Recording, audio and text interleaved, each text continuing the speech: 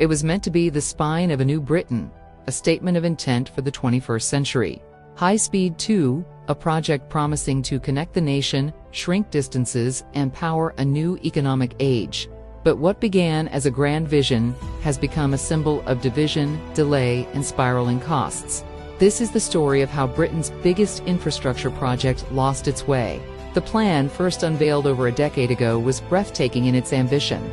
A new high-speed railway starting in London, carving its way to Birmingham, before splitting into two great arms, embracing Manchester and Leeds. It was sold as the answer to a century-old problem: the hopelessly overcrowded West Coast Main Line, a Victorian relic struggling to cope with modern demands. HS2 promised a future of effortless, green travel and a rebalancing of the country's London-centric economy. But from the very beginning, their project was a lightning rod for controversy. Protests erupted along the route as communities fought to protect their homes, farms, and ancient woodlands from the path of the bulldozer. Simultaneously, the budget began to hemorrhage. What started as a multi-billion-pound project saw its costs double, then nearly triple, soaring past the £100 billion mark, becoming one of the most expensive railways on Earth. While politicians debated and costs escalated, an engineering war was being waged across the English landscape.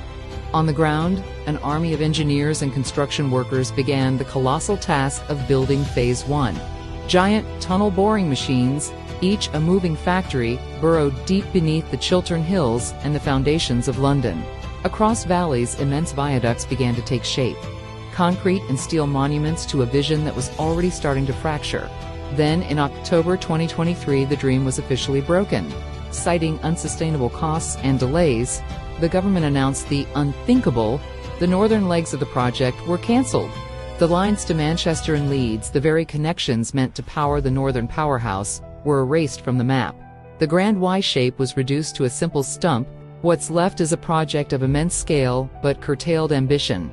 A high-speed line from London to Birmingham, now not expected to open until the 2030s, years behind schedule. For its supporters, it remains a vital upgrade to the nation's infrastructure. For its critics, it is a catastrophic failure of political will and financial control.